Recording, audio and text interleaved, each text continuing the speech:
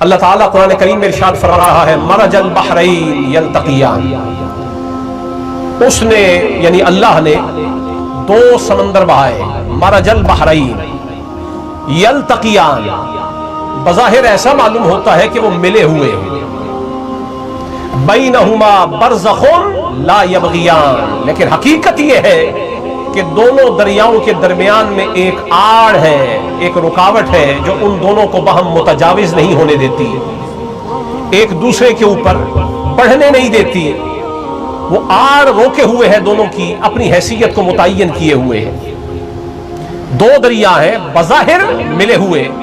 لیکن بیچ میں ایک آڑ ہے، فَبِأَيِّ آلَاءِ رَبِّكُمَا تُكَذِّبَانِ، اللہ فرما رہا ہے کہ تم اپنے رب کی کس کس نعمت کو جھٹلاؤ گے،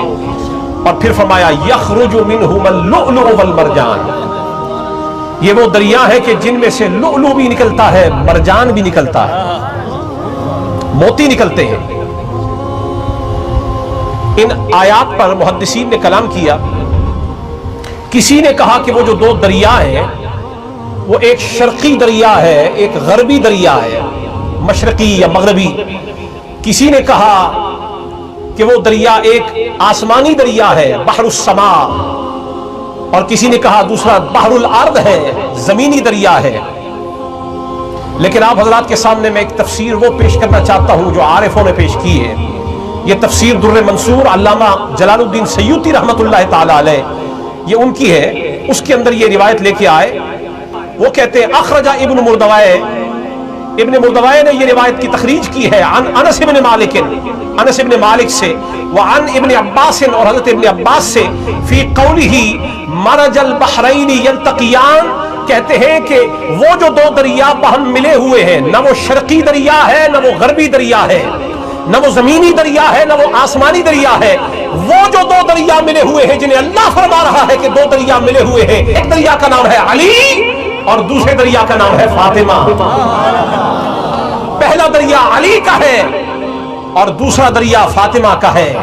یہ دو دریا ہیں جو بظاہر ملے ہوئے ہیں، بینہما برزخ لا یبغیان، ان دونوں کے درمیان ایک آڑ ہے جو ایک دوسرے کی حیثیت پر دوسرے کی حیثیت کو متجاوز نہیں ہونے دیتی۔ علی کی اپنی پہچان ہے، فاطمہ کی اپنی پہچان ہے، دو دریاؤں کا نام علی ہے، فاطمہ ہے، اور ان سے جو موتی نکلتے ہیں، ایک موتی کا نام حسن ہے، ایک موتی کا نام حسین ہے۔ موتی کے بننے کا طریقہ ہے، آسمان سے بارش ٹپک رہی ہو تو سمندر کا سینہ چیر کر جو ہی بارش شروع ہوتی ہے، سمندر کی سطح میں سی بیڈ کے اوپر جو سیپ ہوتی جسے کورل کہا جاتا ہے، اس سیپ کا منہ کھل جاتا ہے جو ہی بارش کا کوئی قطرہ سمندر کی سطح کو چھوتا ہے، نیچے سے سیپ کا منہ کھل جاتا ہے، جو قطرہ سمندر کی ساری گہرائی کو پاٹتا ہوا اور چیرتا ہوا اس سیپ کے منہ میں داخل ہو جائے، وہ موتی بنا کرتا ہے۔ تو اللہ نے ایرے غیر موتی کی بات نہیں کی ہے، یہ سمندر فاطمہ ہے، یہ سمندر حیدر کرار ہے، اور موتی یوں ہی نہیں بنتا جب تک سیپ محمد مصطفیٰ والی نہ ہو جائے۔ فرمایا حسن بھی موتی ہے، حسین بھی موتی ہے، ایک کو لولو فرمایا ہے، ایک کو مرجان فرمایا ہے۔ کہا لولو وہ ہوتا ہے جس کے اندر حلم پایا جائے، نرمی پائی جائے، برداشت پائی جائے، یہ حلم حسن میں پایا جاتا ہے جبھی تو صلح کے میدان میں اترا ہے، اور مرجان وہ ہوتا ہے جس میں جلال پایا جائے، یہ جلال حسین میں ہے جبھی تو کربلا کے میدان میں اترا ہے۔ اس نے صلح کر کے دین بچایا ہے، اس نے جنگ کر کے دین کو بچایا ہے۔ لیکن آج کے بعد سورہ رحمان کی جو بھی تلاوت کرے، وہ جب لؤلؤ اور مرجان پر پہنچے تو اس کے دماغ میں فقط موتی نہ آئے، مصطفیٰ کے موتی آئے،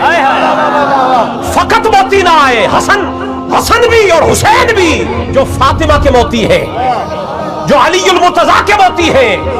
ایرا غیرہ موتی نہ آئے۔ یہ دنیا کے موتی تو ان کے قدموں میں رولتے ہیں،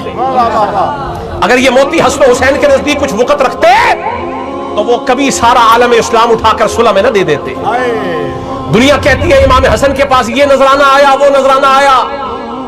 اور انہوں نے ایسے دے دیا۔ میں نے کہا تجھے صرف تھیلی میں بند نذرانہ نظر آتا ہے، جو سارے عالم اسلام کو تشت میں رکھ کر حسن نے دیا ہے، یہ سخاوت کا نذرانہ نظر نہیں آتا۔ عالم اسلام کس نے دیا ہے؟ یہ حسن نے دیا ہے۔ تو ایک موتی کا نام ہے حسن،